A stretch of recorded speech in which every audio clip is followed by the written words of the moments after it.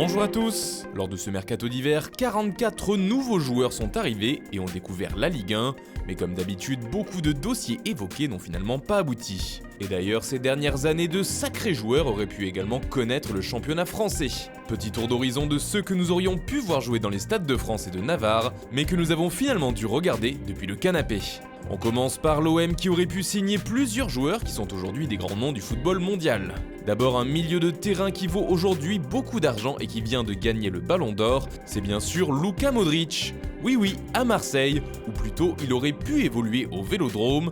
En effet, en 2007, soit un an avant de s'engager avec Tottenham, le milieu croate était pisté par l'OM. Selon El Hadji Diouf, Modric serait même venu passer des tests à la commanderie, mais Marseille ne le fera finalement pas signer.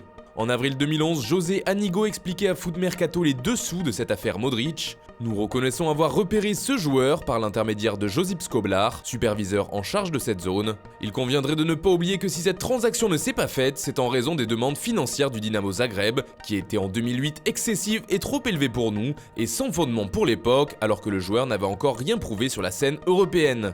Aujourd'hui, il est facile d'évoquer cette non-venue, au vu des récentes performances de Modric. Autre joueur qui ferait sûrement du bien à l'équipe de Marseille aujourd'hui mais qui n'a pas été retenu, c'est le joueur d'Arsenal, Henrikh Mkhitaryan. Le milieu arménien avait lui aussi comme Modric passé des essais à Marseille lorsqu'il était jeune, mais là encore c'est un nouveau refus, il était jugé trop frêle à l'époque, trop chétif. D'ailleurs c'est pour la même raison que l'Olympique lyonnais n'avait pas non plus voulu le faire signer. Ce troisième joueur est sûrement l'un des plus durs à avaler pour les Phocéens. En effet, encore aujourd'hui, il affole les compteurs, mais évolue maintenant au FC Barcelone aux côtés de Lionel Messi. C'est le serial buteur uruguayen Luis Suarez. Alors qu'il plante but sur but avec l'Ajax, il est proposé à l'OM, et notamment à son entraîneur de l'époque Didier Deschamps, un peu avant la Coupe du Monde 2010, mais ce dernier aurait refusé de faire venir l'international uruguayen, lui préférant notamment l'attaquant brésilien du FC Séville, Luis Fabiano. Un dossier qui était tout proche d'aboutir, mais qui finira par capoter. Dans la foulée, l'OM signera finalement 2 recrues en attaque, le fameux duo Loïc Rémy-André-Pierre Gignac, dont les débuts au Vélodrome ont été très difficiles. Enfin, comment ne pas évoquer du côté de Marseille la venue avortée de Diego Armando Maradona. À l'été 1989, un murmure se propage sur la Canebière, El Pibe de Oro va peut-être venir jouer à l'OM. Il est vrai que de sérieuses discussions ont eu lieu entre le joueur et Marseille, mais aussi avec son équipe de l'époque, le Napoli. C'est Michel Hidalgo, alors directeur sportif du club olympien, qui le raconte. Je lui ai dit qu'on l'attendait à Marseille, qu'il aurait une villa magnifique à Cassis en bord de mer avec une piscine et un grand jardin. J'avais appris par son agent qu'il ne supportait plus sa maison de Naples, dans laquelle il se sentait un peu enfermé. Ce soir-là, Maradona dans sa tête, il était à Marseille, mais il savait que ça serait très difficile. Il m'a dit qu'il faudrait tordre le cou au président du Napoli, Fellaino. Et malheureusement pour les Marseillais, le président napolitain sera trop têtu et n'acceptera pas de laisser partir son joueur. En 1992, il y aura de nouveau des contacts après que Maradona se soit réfugié en Argentine suite à une suspension de 14 mois pour une consommation de cocaïne. Mais cette fois encore, l'affaire n'aboutira pas, aux grandes dames des supporters phocéens.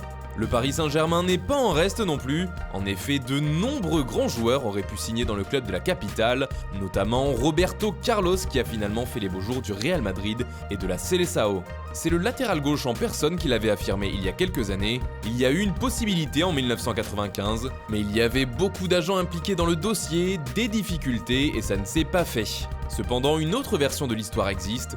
Luis Fernandez aurait repéré Roberto Carlos au Brésil, aurait appelé Jean-Michel Moutier qui était à l'époque directeur sportif du PSG.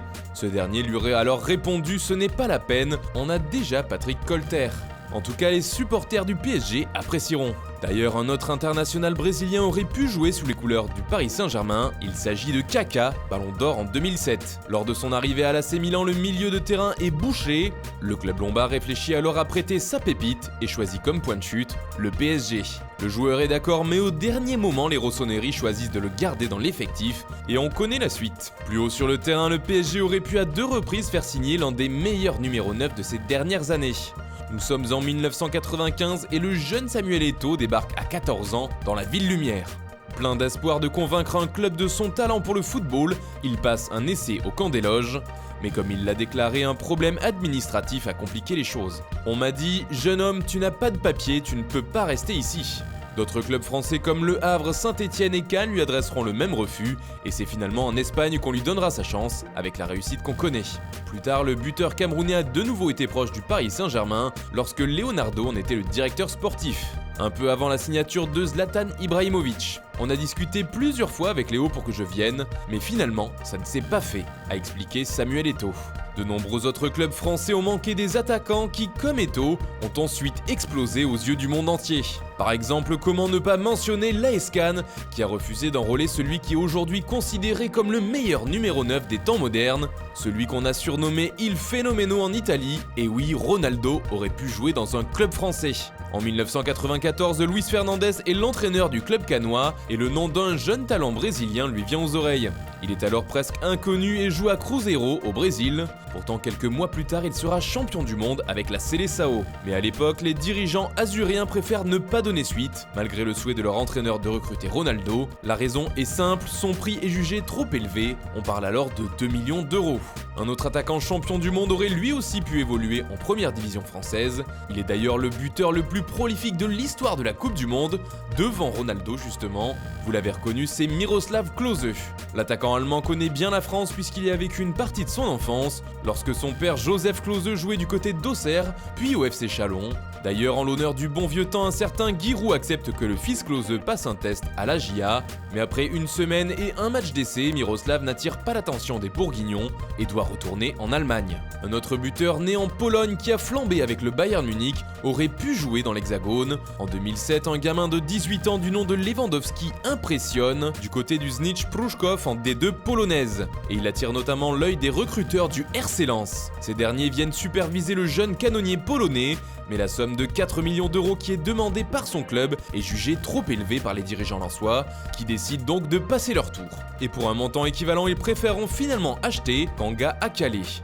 Dommage. De son côté, l'AS Nancy-Lorraine n'a pas non plus vraiment de quoi frimer. L'histoire date un peu puisque nous sommes en 1995, alors que le club est en 2e division, et le jeune Diego Forlán arrive en Lorraine à 16 ans. L'attaquant passe 5 mois à Nancy, mais les dirigeants de l'époque le laissent filer. C'est en tout cas ce qu'expliquera plus tard l'ancien défenseur du club lorrain, Abdeslam Ouadou, qui était alors au centre de formation. Les dirigeants vous diront que c'est lui qui est parti, mais la vérité c'est qu'ils n'en ont pas voulu. Pour eux, ils n'avaient pas assez la niaque. Un choix qui ne doit pas faire que des heureux du côté de Nancy. Les Girondins de Bordeaux ne sont pas en reste, ils auraient pu faire signer un joueur qui fait aujourd'hui les beaux jours de l'un des plus grands clubs du monde et qui était l'un des tauliers de la Croatie, vice-championne du monde. Car si les Marseillais auraient pu avoir Modric, les Bordelais auraient pu avoir Rakitic. En effet, Miladin Sipin, un recruteur spécialiste des Balkans, a récemment avoué qu'il avait proposé le jeune Ivan aux Bordelais alors qu'il n'avait que 17 ans. À l'époque, il ne coûtait pas plus de 360 000 €, mais au FCGB on n'a pas souhaité le faire venir car le club avait déjà assez de jeunes. On termine cette vidéo par le club qui s'est peut-être le plus mordu les doigts suite à ses ratés, l'Olympique Lyonnais.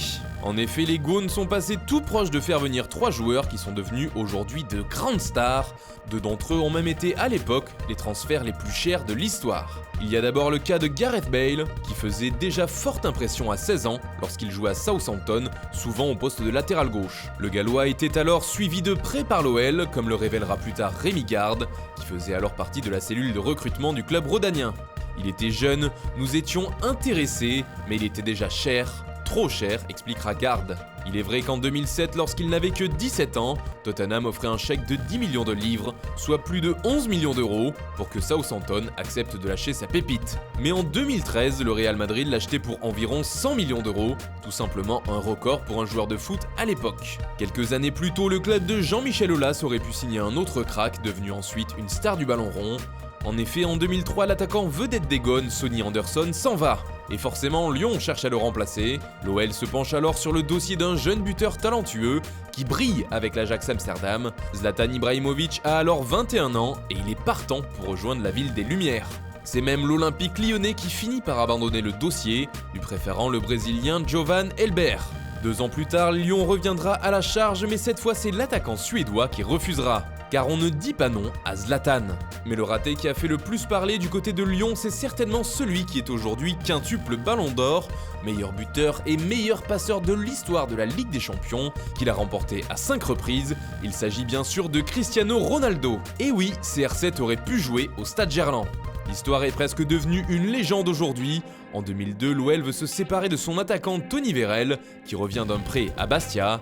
Le Sporting Portugal se montre intéressé pour le faire venir, mais la proposition des Lisboètes n'a pas trouvé preneur à Lyon, c'est Vérel en personne qui le raconte. Lyon voulait un transfert mais le Sporting n'avait pas d'argent, donc ils ont proposé un échange. 2 joueurs dont un certain Cristiano Ronaldo contre moi, et Lyon avait refusé. Une saison plus tard, CR7 signait à Manchester United pour 17,5 millions d'euros, et 7 ans après, il était l'homme le plus cher de l'histoire du football. Le Real Madrid avait alors lâché 93 millions d'euros pour le faire venir. Vous l'aurez compris, ces dernières années, notre Ligue 1 bien aimée est passée à côté de quelques talents, entre mauvais choix et paris trop osés pour certains. Impossible de savoir si ces joueurs auraient eu la même carrière s'ils avaient joué en France, mais une chose est sûre, le spectacle aurait été au rendez-vous. Voilà, c'est tout pour aujourd'hui, bonne soirée à tous, on se retrouve très vite pour une nouvelle vidéo sur Foot Mercato.